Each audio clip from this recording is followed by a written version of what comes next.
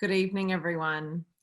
My name is Sarah Dale and I'm the Centre Director and Principal Solicitor of the Refugee Advice and Casework Service here in Sydney, a community legal centre dedicated to assisting people seeking asylum and refugees.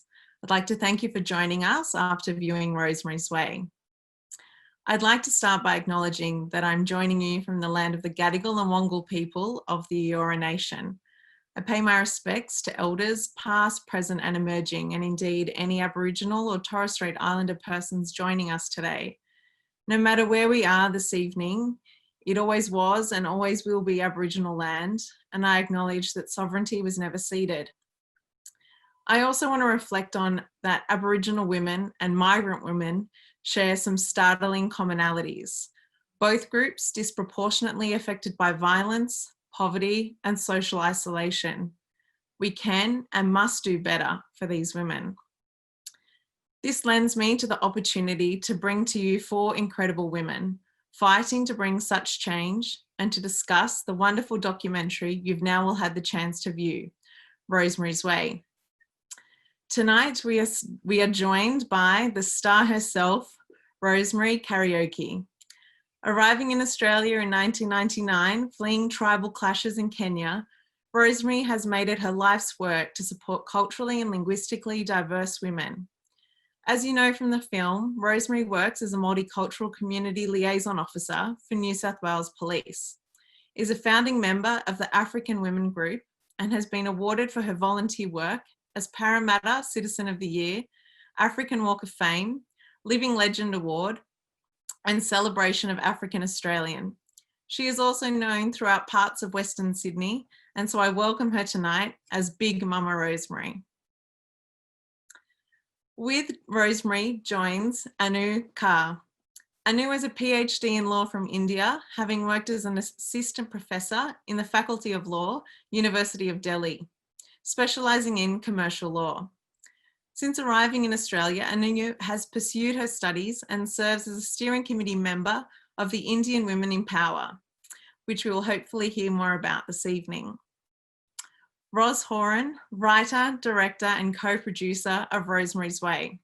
This is her second film following the extraordinary success of the Borkham Hill African Ladies Troupe, which premiered at the Sydney Film Festival in 2016, followed by the Melbourne Film Festival and reaching top 5 audience favourites at both festivals. It's since been shared at 18 other international film festivals. Ros clearly has mastered the art of sharing incredible women with the world. Finally, Isobel McGarity, who in non-COVID times I would ordinarily be sitting next to, but more importantly, Isobel currently manages RAC's Women at Risk service. Isobel first joined RACS in 2013 as a law student volunteer before moving to the Australian Human Rights Commission. Isobel thankfully returned to RACS as a solicitor in 2015 and is now a senior solicitor working across a broad range of legal matters and RACS policy work with a focused expertise on women. Isobel would also like it known that she's originally from Bathurst and is incredibly proud to see that Rosemary and her women's programs had visited there not once, but twice. I welcome you all. Tonight, I will open the discussion with a few questions, but hope for this evening to be as virtually interactive as possible.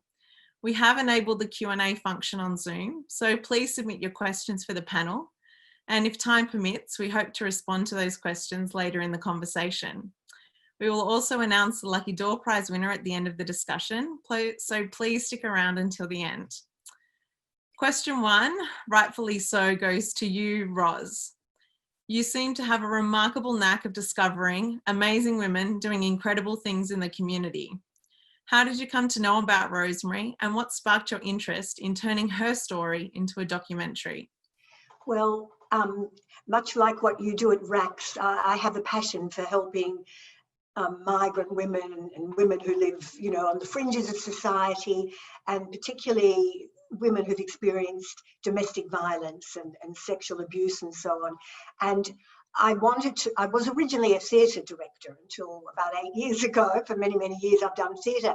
And so I wanted to create a piece of theatre that would put the issue of violence against women on the stage, you know, a provocative piece that would get conversation going. And so as part of my research, I had to meet people who had suffered sexual violence, sexual abuse. And somebody said to me, you should meet Rosemary Karaoke, because they said she probably wouldn't have a story herself. She's a very functioning, extraordinary woman in the community, but she knows everybody, and she'll recommend some women who'll talk to you. And lo and behold, when I went to see Rosemary, and she ushered me into her room, and she said, that's a great project. You know, I support you in doing that. And she said, shut the door and turn on your microphone. I want to tell you my own story. And she then told me this story of what had happened to her as a child, you know, family abuse in Kenya. And she broke down, and she'd actually never told the story to anyone ever. And, you know, I was incredibly moved and so on. And then I found the rest of the women who were going to be in this show, and I ended up making the piece with Rosemary and the 3 other women in the show. Anyway, to cut a long story short, that was a 5-year kind of journey we went on with the Borkum Hills, which traveled everywhere and then became the film. But during that process, Rosemary was so often late, you know, it's a standing joke with us, often late for rehearsal, late for whatever was happening. And she'd always say to me, I've just been doing something really important. I'm very busy. And I go, oh, well, if it's important, okay. Even though I was frustrated. And so as soon as I finished the Borkum Hills, I thought, I've got to find out what this woman is up to, aside from her day job. And we sat down, and she told me about her amazing cultural exchange program. And I thought, my God, this is incredible. And I said, when are you next going to do it, Rosemary? Maybe I could come along with a camera, you know, and have a film something. She said, well, it's actually on tomorrow. And so rushed around, found a cinematographer, and that was the start of another 3-year journey with Rosemary. So we're old buddies by now. That is amazing. And having spent some time now chatting with Rosemary over the past few days, I can only imagine what it must have been like being welcomed into her home. Wonderful. Always with a meal ready for us. Now, Rosemary, to you, before this film, you were clearly an astonishing force to be reckoned with, repeatedly recognised in the documentary as a change maker. How has life changed for you since the documentary? Thank you for everything. And life what can I say? Because I'm so busy doing everything, like I haven't stopped to think, oh, what is happening? People just stop me to say, can I have an autograph? In the offices, everybody stops. But I'm very busy. Like now, I'm organizing a reunion next year in May, where all the places we have attended, they will come, and we have a reunion in Sydney. We are going to have 300 people, so I'm very busy organizing that.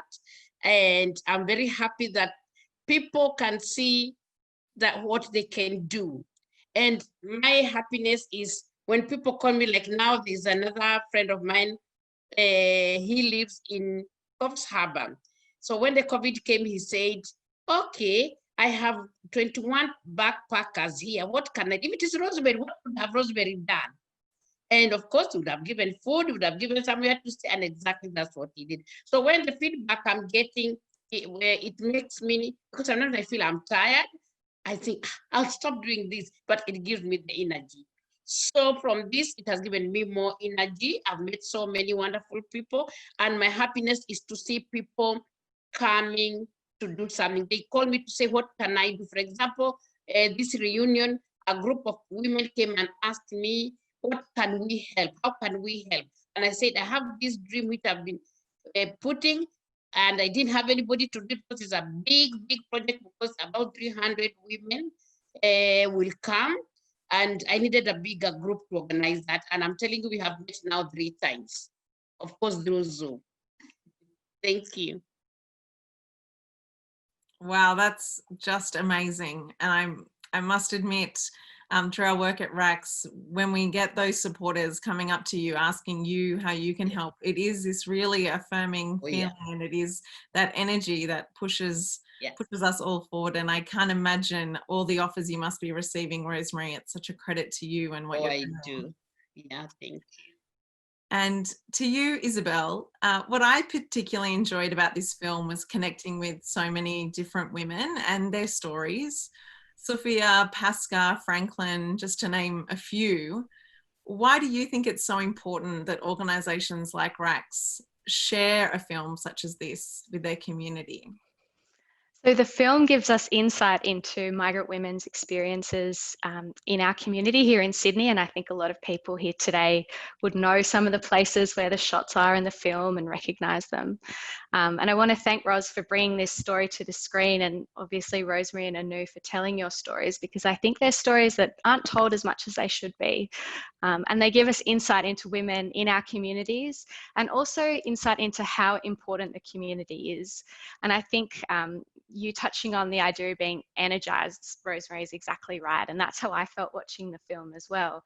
Because at RACS, we also work within the community, and a lot of the issues that were raised in the film are issues that are faced by our clients as well, and particularly clients who seek assistance through the Women at Risk service, which Sarah mentioned earlier. So the Women at Risk service aims to provide immigration advice to women who are seeking asylum in Australia, and particularly for women who fear or who have experienced in the past gender-based violence, sexual violence, or domestic and family violence. So we basically help with the visa side of things, the migration side of things. And I think some of the themes in the film are things that we hear all the time in the Women at Risk service. So for example, a fear of a partner forcing you to return to your home country, or mental health issues stemming from domestic violence, isolation, the difficulties of getting childcare in Australia, the difficulties of being financially independent. And so I guess in our service, what we aim to do is, we recognise that all of those issues are interconnected. And so we try and give women a safe space. So we use a women-only safe space to meet with women. Since then, everything's now online, either by phone, but we're making it work. We have female lawyers working with the women. We always use female interpreters, and we work really closely with community partners who provide social work and link ups to those other services. And so I think there's a part in the film, Rosemary, where you talk about information and empowerment through information. And that's exactly what we're aiming to provide. And I think having that holistic service is really important. Thank you. Bringing it back to one of the celebrities of the film, Anu.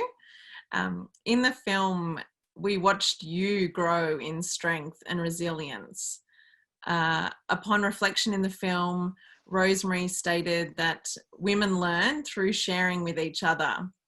What was it about Rosemary and your journey with the other women that fostered your strength? So with Rosemary, I would start. Rosemary gave me the strength. She gave me the nurturing when I was so vulnerable, so weak. And at the same point of time, she also made it sure that I am not dependent on that nurturing. So she gave me the strength, and she infused confidence in me so that I can move forward in my life and not stuck in that victim mode all the time.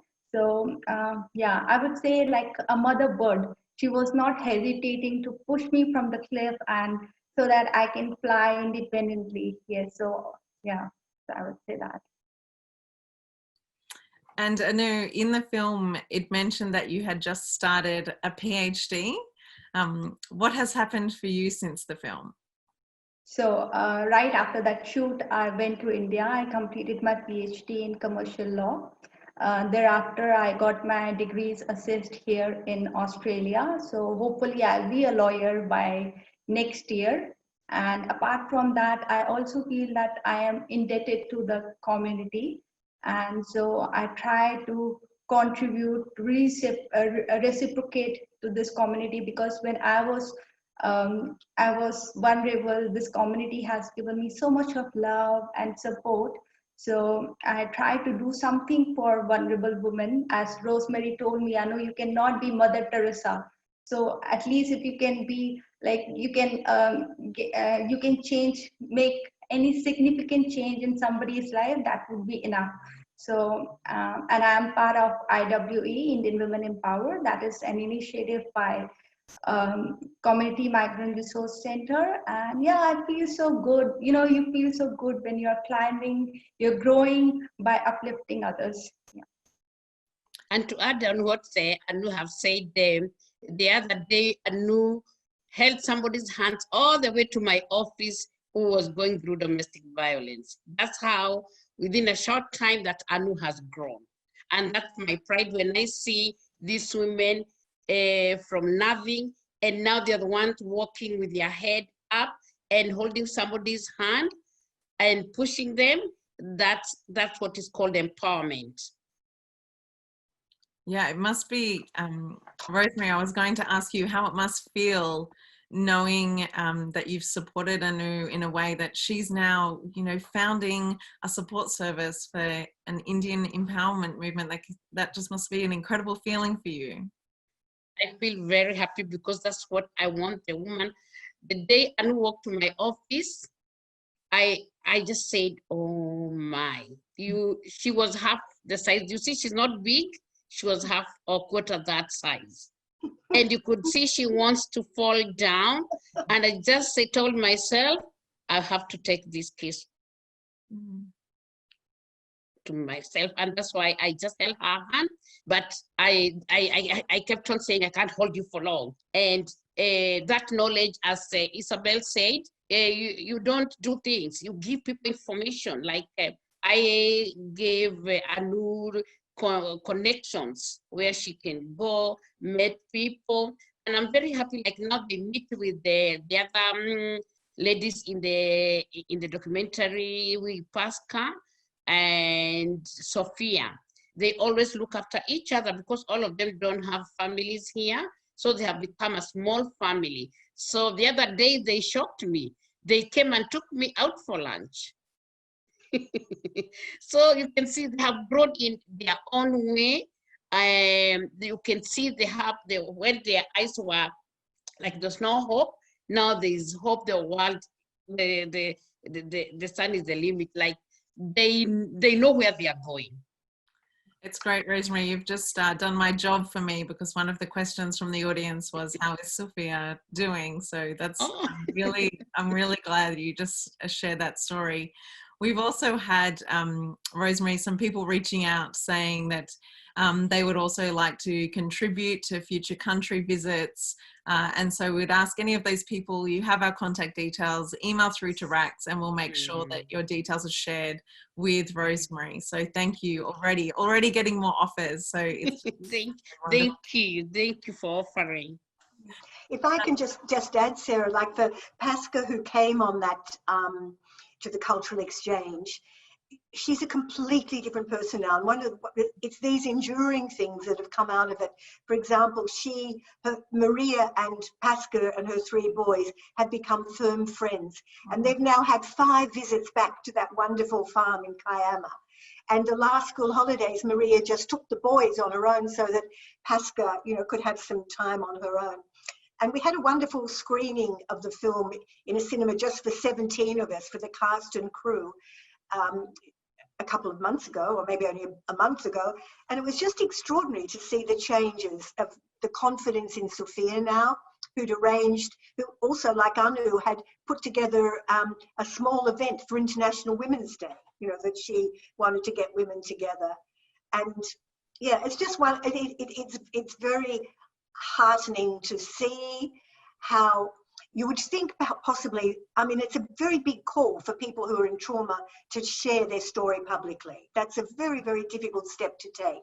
And Anu really hesitated about doing that. And she talked to me and I said, look, if you don't want to be in the film in the end, we won't be, you know, you've got to be comfortable. And you know, she eventually said, yes, she was very comfortable. And now to see the pride with which they don't feel ashamed about what happened. They feel really proud to be ambassadors for change, you know, to give other women the confidence to speak out.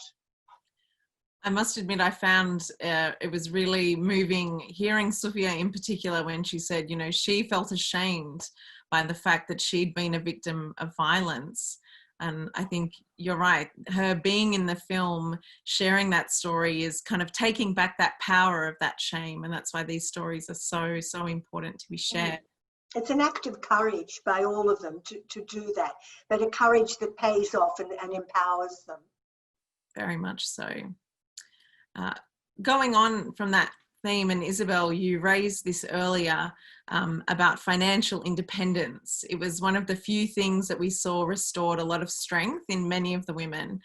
Farida in the film reflects on not needing a husband as air to breathe once she could access Centrelink.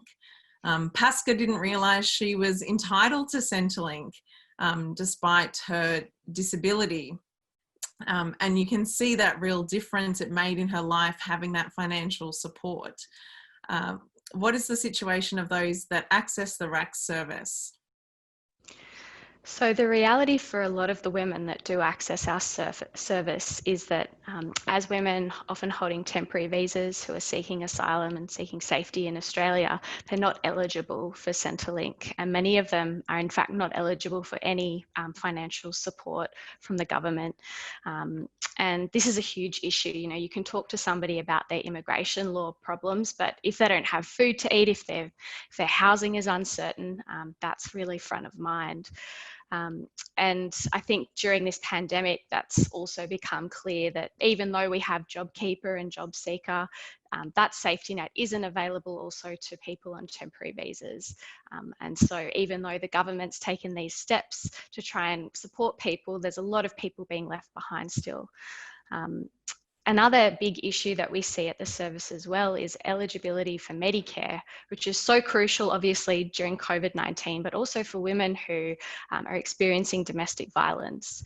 And I think a big point there is that a lot of women, when they first disclose, it might be to a GP, but if you don't have Medicare, you're not seeing a GP.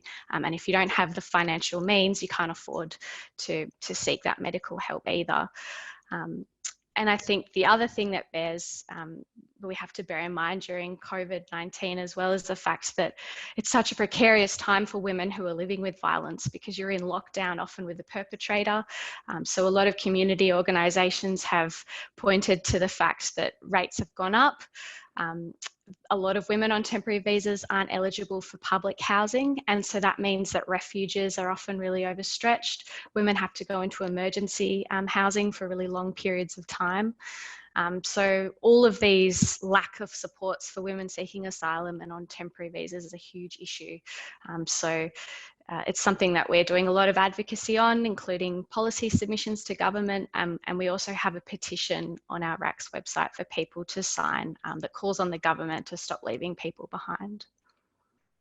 Great plug, but also so important. I think that was something for me as a solicitor at RACS, you know, just seeing that in the real, what a difference that made. I mean, we think that we understand it as lawyers and people supporting people through a process, but seeing that in the film was a really big reminder, even for myself, a person that thinks that they understand the issues.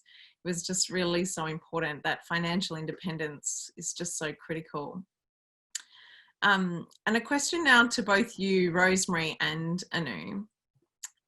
Given your professional experience, your volunteer experience, but also what you've lived, what difference do you think it might have made to yourselves or the women you support, knowing that there are services out there by women for women? Do you want to start, Anu? Okay, well, I think it make an immense difference as Australia is multicultural society. So when a woman comes from non-Western background, so they don't feel comfortable with men, like they don't feel comfortable in sharing their problems and challenges they are facing. So if there is an organization like RACS where women can freely and they don't hesitate, they can share the stories and their problems with another woman. Secondly, I feel RACS can be a very unique platform where women are getting strength from other women. I say this because, you know, when you come from a male dominant culture, so most of the time elder women are telling their younger counterparts, that you have to submit to your husbands. So RACS would be a place where one woman is telling other women about the rights instead of telling other things.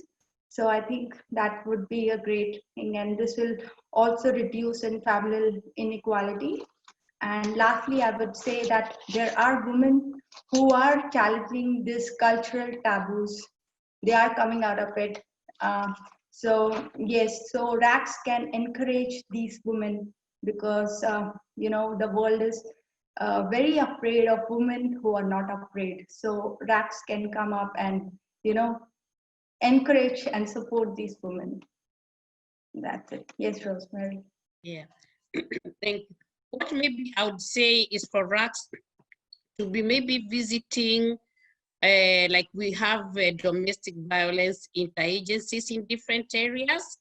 If they can be attending, not every meeting, but once in a while and talk to in the meeting to hear about what they do and also to hear what the services are doing and maybe educating them about what maybe if they find somebody who is maybe a refugee or asylum seeker and he doesn't have the information, they can always come there. So coming out there, many people don't know you or the services don't know you, but I have so many clients who tell me you are helping them. I'm one of the beneficiaries. I went through RACS that is 20 years ago, and I know the good work. First of all, many people, they don't even know other people. RACS and the staff, they are wonderful, wonderful people because you feel at home with them, and at least you count them as part of the first family you find here when you put in asylum seeker or refugee status. So continue doing the good work, continue supporting the women, and as Anu said, women trust other women. Yeah, thank you. I want to just say for the audience that I myself only found out about Rosemary's connection to RACS 2 days ago, and it was a really humbling and wonderful thing to realise that our service has been in existence for 30 years, but we're seeing people like you, Rosemary, that I'm sure the person that worked with you could never have imagined what a contributor to society you would be. So just amazing, and congratulations to you and to Anu, because you're really the ones that have done the hard work here. We're just here to support you on your journey. Thank you. Ros, a question to you about what's next for the film and what you hope that it will achieve. Well, I make documentary films. I've sort of to have a social impact. I really, hope and believe that film can help create social change. So we want this film, we want to have a big outreach campaign with this film. The hope and dream is that we can get it all around Australia and that people can be inspired by what Rosemary's done. I think you do come out of the film thinking, my God, if one person can do so much with very little resources, just a big heart and a lot of determination, what can we all do, as a community?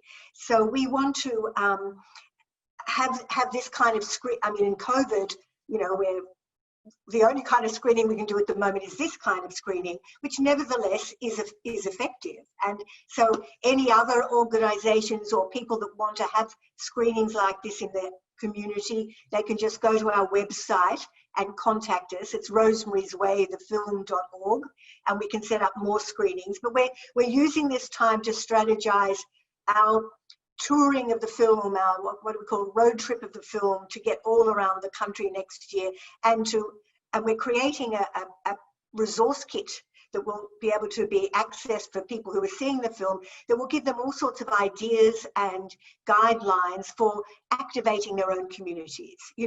Not necessarily Rosemary's way. Some might like to do Rosemary's way, but finding, Anu's way or their own way of bringing together, of bringing migrants into connection with mainstream Australian society. Because as you can see from the film, it's a win-win both ways. It's those Aussie hosts were thrilled by it. Many would say they found it a life-changing experience just to, have a stranger in their house and learn about other cultures. So we have big plans, but we've got to go gently while COVID's happening and be creative in the way we do it, like with this screening. So thank you, RACS, for doing this for the film. And another question to Ros, We heard on the film that Franklin was looking for a farmer. Rosemary has since told me that she too is looking for a farmer, and I wonder if you've considered a spin-off of Farmer Finding a Wife. Well, all sorts of good spin-offs are welcome. And listen, I'll be the first to tell you and hope to be at the weddings. But these two ladies together are an absolute hoot, as you can tell. And I felt so privileged that they provided so much humour that could be part of the film. Because I feel as an artist, whether it's theatre or film, you can only deal with kind of deep and moving and serious issues like this if it's alleviated by humour. And Rosemary is a master of that, especially in her duo with Franklin. It's just a great joy.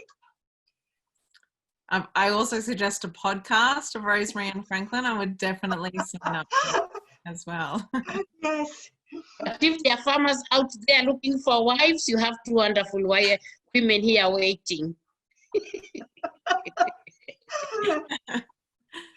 But I have to say thank you very much to Rose. And behind Rose is a wonderful man called Joe. He has supported not only Rose, but all of us. When we are stuck, we are looking for the way, he comes and runs and shows us the way. To carry the bags, he's been there. Rose and Joe, they have become a family. They are wonderful people. And getting the message like now, this I've never thought of putting out there. Many people, even somebody told me, when I go home, I'm going to talk to my neighbor, because he had never talked to the neighbor. So many people are being affected in different ways. And if Rose didn't use this, people wouldn't know what to do, because I'm a big believer. People want to do things, people want to give, but they don't know how. Thank you, Rose. Thank you, Rosemary. I'm very lucky to have an executive producer who's also my husband. And very kind. Yeah, and very patient with these crazy women. Absolutely. That's been one of the common themes of the questions that I've seen popping up tonight on the Q&A, which is, we heard a lot about Australians and Aussies. Part of me cringed a lot of the time hearing that, because I feel like, Rosemary, you are just Aussie as I am. And so making that distinction for me, really, I didn't know how to process that necessarily, but a lot of the questions tonight have been, how can Aussies support you, Rosemary, support Anu, support people in the experiences that you've experienced? What can they be doing?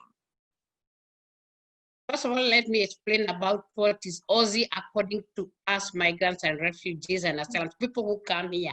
When we say Aussies, we mean the white Australians. When we say Aussies, so when we say we want Aussies to open their doors, we want Aussies to welcome us. We don't want them to be on the side. We want to be part of us. So we mean the white Australians and the people we found here. We want not to be saying, oh, those refugees, for example, now I'm 20 years here. I don't think I'm still a refugee. So we need, because where we come from, if you don't open your door to us, we still think you haven't welcomed us. And that is the part which made me even start taking women to different, to the region areas. So what I would like for us to get, as you hear, I don't have any resources. I even apply for funding, I don't get, and you can see the big job I do. But I have wonderful organization starts and community migrant resource center through Melissa and Jasmina, who have made this possible, because starts give us the bus and the driver, and then Melissa through Community Migrant Resource Center funds the man. Maybe we want to have left very early. We have to have breakfast, and people don't have money. We don't have a posh breakfast, we just have a markers. But there's some people who can't afford that $10. And also something I would like to be help is people to get jobs for these women. For example, Rose and I, we have been struggling to get us a job. Pasca is a very, very bright person. She is gone to TAFE. She's done so many courses, but when the employers see Pasca, they don't give her a job. And she can do a receptionist job, she can do a admin job, she can do jobs when she's sitting down. But if you take her to do a factory job, she can't stand for long. But she's very bright. As you can see, she single-handedly organized an event, which I was one of the guest speakers, and there was over 100 women who attended from Central Africa. So where if you can extend, if you are employed, you know somebody who can give such women jobs, will be very appreciating. And we have a lot of women who go through domestic violence. First of all, something they don't have, the confidence is gone. They have never worked here. They are very learned, most of them, especially who come as spouse, but they don't know where to start. If organization can open their doors where they can even come and start volunteering, like how Sarah said, is opening the door for Anu to go and do her work experience there. It would be good so that they can see what they can do. There's so many things to do. But the first thing is to open your doors to the migrants and the refugees and the asylum seekers. Yeah. May I add something? Of course, please. Yeah. Yes. I mean, I first, came across the migrant women using the word Aussies from when Pasca was telling me that she's, I was asking her, does she mix with different cultures and whatever? And, she said, well, I've never met a real Aussie, living in Auburn, and she'd been there for over 10 years. And I understood she just felt that the other migrants, I mean, we're not the same as the people that were born here. And as Rosemary's saying, but I think, and so that was the kind of revelation that you kind of been in this country and felt you haven't had a conversation with somebody. An Anglo-Aussie is really what they're saying, the majority of people here before the migrants. But secondly, that you can be, that we really do, we pride ourselves on being this great multicultural society, but in fact, everyone, people are living in silos. And even Rosemary said that to me, that in the African community, the Kenyans just mix with the Kenyans, and the Sierra Leone's just with the Sierra Leones, and the Sudanese with the Sudanese. And possibly, well, the government might think that's what migrants want. And there is a comfort in that when you first come. But it was a real revelation to hear from Farida and Guida and Pasca, how they just wanted to be, Pasca says, Farida said, I have to go into the city of Sydney to feel I'm in Australia, and there I see Aussies. If I just saying Fairfield, I think I'm in the Middle East. And I think kind of that's a big thing that Rosemary is bringing up. How do we create, a tapestry of our multiculturalism that is really entwined, all the different colours, and not just living in silos. And that is so enriching for everybody. And it's a really important issue to think about. We've come so far with multiculturalism. We've got a lot to be proud of. We're not bashing each other up, We're living in harmony side by side. But how can we get so much more out of connecting with different cultures in our community? And I just want to say one final thing. If there are people out there watching or listening who want to get involved in helping us without, getting the film around or supporting Rosemary's program, please leave your contacts with RACS or on our website, info@rosemary'swaythefilm.org, because we need a team to kind of get this happening. Yeah, I completely agree. I'm as I said before, I found it really confronting hearing Pasca talk about living in Auburn and not having met any Australians. We have a service in Auburn. We're there every week. And when I'm in Auburn, I couldn't feel more Australian because it's such a melting pot. But we just need to do more to make sure that we're not just living side by side, that we're connecting. Connecting, yeah. Which does lead me to a question that was raised in the audience tonight, and also something I've been pondering myself, and perhaps firstly to you, Rosemary, but everybody else, please jump in. So much of the success of your programs is togetherness and connectedness. You say in the film, Rosemary, that having women eat from the same bowls together, sharing meals, travelling, staying in the homes of other supportive Australians, this is what has built that inclusion. All of those things have been taken away from us right now. So how do we continue to foster this connectedness in a COVID world? Yeah, that's a good question. The good thing is technology. I don't know what we would have done without technology, because what we do, we have a WhatsApp group of all the women who have gone to all those culture exchange programs. And every week I'll send a message and say, let us take a roll call. And that will makes you know who is okay. If you see somebody, let's say, for example, I haven't seen Anu 2-3 times, haven't replied, I'll take a phone call and call. Or I'll send something funny, and other women too will send something. I'll say, how is everyone? If there is, for example, I have a lot of connections, I'll say, if you don't have any food or you are struggling, let me know. I know the people giving out food, don't, or if you know somebody who is struggling during this COVID time, let me know. And through that, everybody will say, oh, it's good, you're checking on us. I'm like the mother chicken. I keep on looking at them and bringing them together.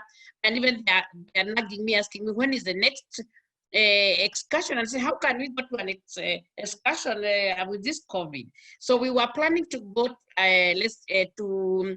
to a walk in the botanical gardens, but now I think how many people can go out? Now we have also postponed that, because they really want to go. They have become also like a family, they help each other. So let's continue checking with that through the technology which we have.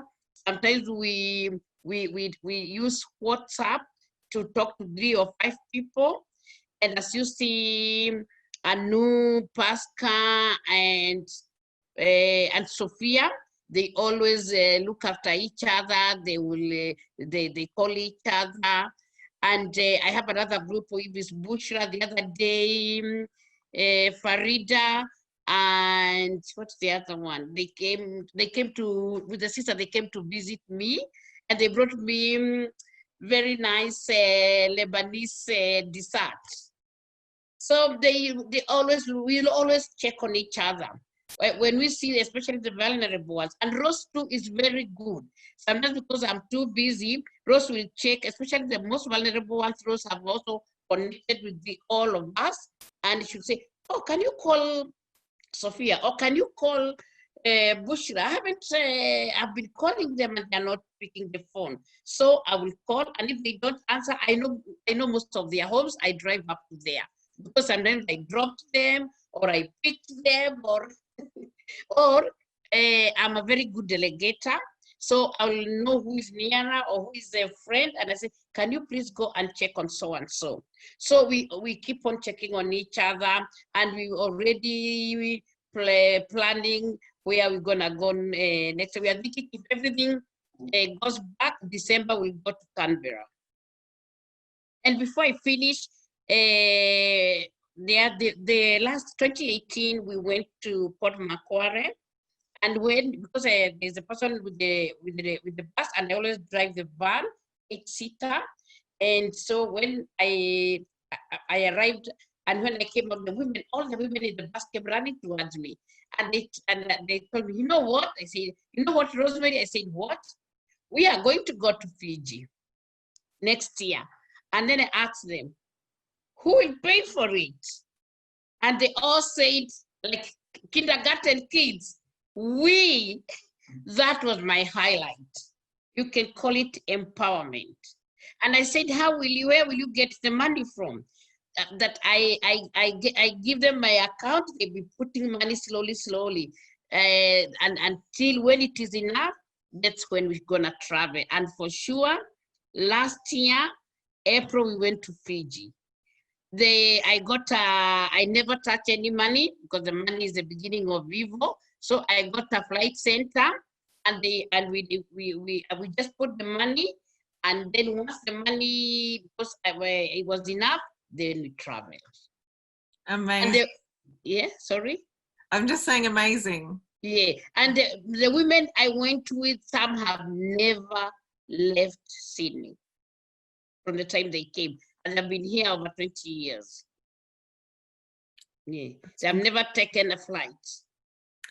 And that was going to lead to another one of my questions. I mean, we heard from Sophia, and questions that are on the Q&A. We heard from Sophia, who said that she'd been in her house for nearly 10 years and hadn't been out without her husband or her children, and she was completely isolated. COVID is going to bring a new level of isolation. And for the women that we're already connected with, of course, we can WhatsApp and we can Zoom and we can check in with, but how do we get in touch with those communities that aren't connected and those individuals that are isolated during these times? Because they allow up to 10 people to visit, so what we are doing, we don't go 10, but maybe 3 or 2. We go. We know the most vulnerable ones. We go and visit them. That's how we are reaching them. Or sometimes, and we are fearing to go to the restaurants. We can say we come with a picnic and we go and meet somewhere. For example, like how Anu and Pasca came and took me out for lunch. So they do smaller pockets of things, not as a bigger group, but smaller, and when they come to hear, oh, I was with this person, I was with this one, or they will tell you all what the others are doing, because they have become, because they don't have families here, they have made permanent relationships. So we are still looking after each other, but mostly because the travel, as you know, also they are very vulnerable, they don't want to get the disease. We use a lot of the technology, but we still try and go and reach out to those most very vulnerable ones. That's great. So, and before I forget, I have one-on-one, they come and we have coffee in Parramatta. Yes, they will always say, if I haven't, somebody hasn't gone out for long, and I'll say, oh, come and tell me that story in Parramatta. And then during my break time or lunch time, we'll have coffee and we talk about it, just to make them come out of their house. That's great. Some of the other questions have been around whether you've considered exchange program staycation in Sydney. There's been some offers for Inner West and people living in the Sydney region. I noticed that you usually go out to the regions, Bathurst, Port Macquarie, Kiama. Have you considered doing one here in Sydney? That is, it has come the right time. As I said, we are doing a reunion next year in May. In fact, we have the dates. It's 21st to 23rd of May. And we are doing it here in Sydney. And we will look for hosts. So can you please send your details to Sarah, to RAC, so that we can have them? And something else we are missing, we need a big hall. We can't afford that, which will fit like 300 to 400 people. And we need it for 3 days, on Friday evening, Saturday evening, and Sunday 11 a.m. So if you know, or an organization can come out and maybe hire it for us, we really appreciate that. But thank you, we need a lot of hosts to host these women. Okay, we'll put the word out. Yes, thank you. We are slowly running out of time, but one of the real threads of the film is that of being a change maker. And so my second last question for each the panel is what change you want to see. So maybe first to you, Anu, what change would you like to see?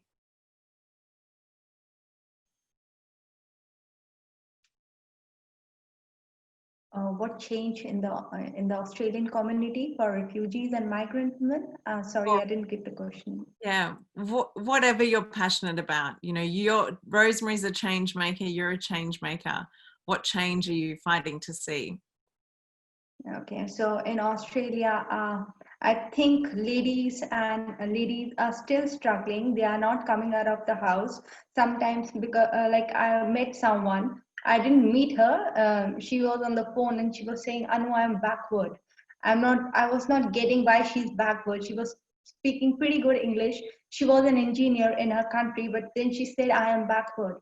So because she cannot wear dresses, she doesn't wear dresses like Australian, and that is the reason her husband is not accepting her. So, you know, I want to see the confidence, like, like people, women are not having that confidence, even if they are smart enough to speak English, but still there is something missing in them. So I think the change would be everybody is confident in their own skins, whatever it is. They got dark skin, bright skin, whatever. I would like to see the confidence in each and every woman who come here in Australia, so they know they can explore more. That's why we love Australia. So you can do whatever you feel like, and there is no hesitation. Yeah, so I would like to see that confidence in all the women here, whether they are refugees, migrants, or whatever. Anu, that just gave me chills. That was incredible. Confidence is just such an important thing that I think many of us privileged people take for granted, and it's just such an important answer and incredible. Ros, to you. Building on what Anu said, I would like to see so many migrant women who currently feel they're living here, but they're somehow outsiders, you know, they're fringe dwellers. I want to feel them really made welcome and to feel part of any part of Australian society. And I want us to be a more welcoming community, Australians, all of us who are, you know, not just Aussies, but people who've been here forever, having the confidence to reach out to strangers and sharing something, you know, sharing knowledge in the way that Rosemary does and inviting them in. I think, you know, inviting someone, as Rosemary said, to your home is so important. I mean, my biggest change, bigger than all of that I want to see, and it's a big world one, is I just want to see the end of violence against women, you know, and I want to see women who've come from really patriarchal societies, when they're in Australia, being confident enough to claim their rights here, because they have so much more rights to protection from the law and to equality. And I want to see them embracing those rights. Isobel. It's hard to follow both of those answers because I think you've said a lot of things that came to my mind as well. I think, yeah, equality in general under the law, but also in practice. And that's something that I think the film shows, is even where we have a general law, in practice, it might not empower people as much as I wish that it did. I think another huge one would be fairer laws for people seeking safety in Australia. And I think people have asked what they can do in the Q&A tonight. And I think one way is to be an advocate for the rights of people seeking safety, and talk to those family and friends who perhaps don't understand as much about it as you do, and really push for that to change. And finally, again, just what you said as well, Ros, that idea, that Australianism of having a fair go and actually extending something that we think is innately Australian and putting it into practice and giving a fair go to everybody. And you, Rosemary, you can have the final say on change making. Yeah, you all said very powerful things. What I would like to see is the change, we be the change we want to see in others. And if we can start from there, then I would like all of us to be the same, not to have that fear.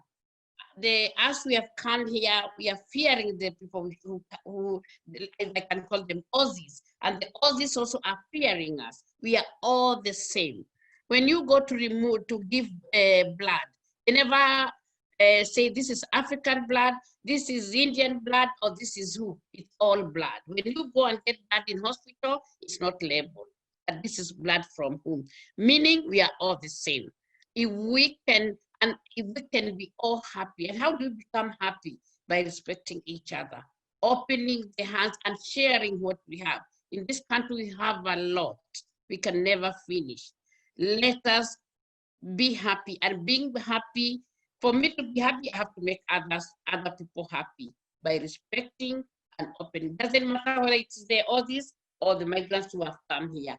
All of us, let us embrace each other so that we can have a practical multiculturalism happening and in action. Thank you. And so just one final question before we wrap up this evening. And I say this as on behalf of those Anglo-Aussies that I know that food is a way to our hearts. And so for Pasca to get more Aussies to Auburn, I'd love to know your food tips for Western Sydney. Rosemary, you first. Yeah, we have several nice places where you can get very good food from different African countries. We have one called El Shaddai African Culture, and it is in Guildford. We have another one, two in Auburn. One is for East Africa food, and the other one is for Somali, because as you know, we have a lot of Somalis in Auburn. Then we have Alem's House. Alem's House serves Ethiopian food, and it is in Broadway near the city. They serve vegan food, and they have got everything from dessert, from entrees. So if you cannot be able to come to Western Sydney have come closer to you through Alem's House.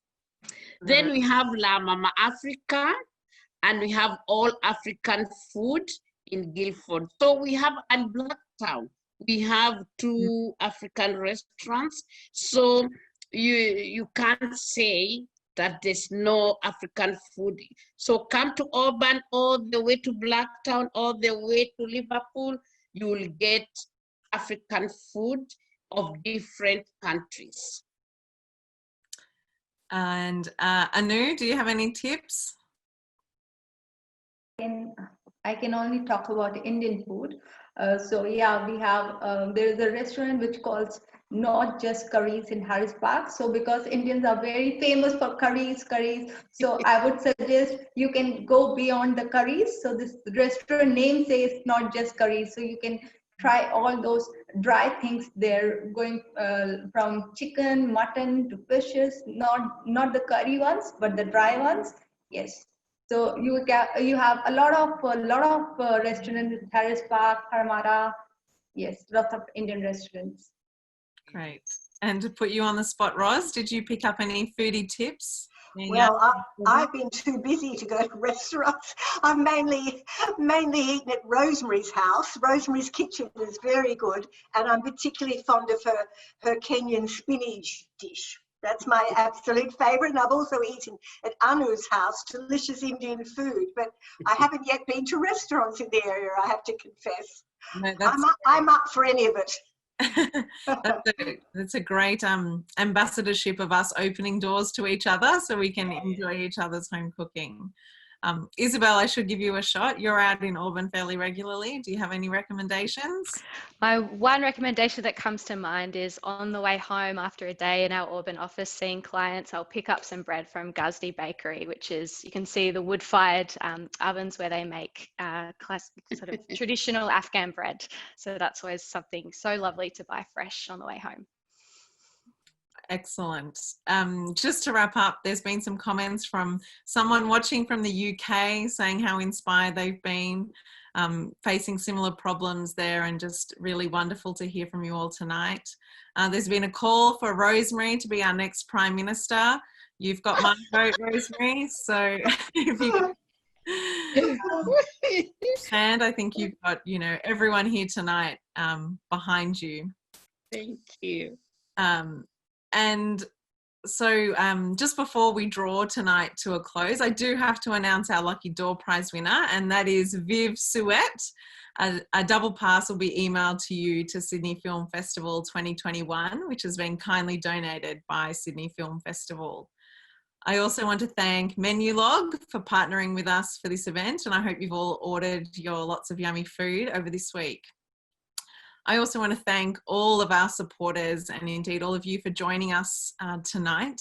You helped RACS reach its target of $5,000, which will go towards supporting our program, assisting refugee women at risk.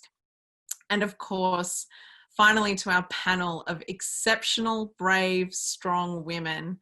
Ros, Rosemary, Anu and Isobel, as I said before, you are the change makers, and it's been such a privilege to share tonight with you. I'm utterly inspired. So thank you so, so much. And please take care. Thank you. Thank you, Sarah and Rax. It's been a real pleasure. Thank you. Thank you. Thanks, everyone. Thank you, everybody. Thank you.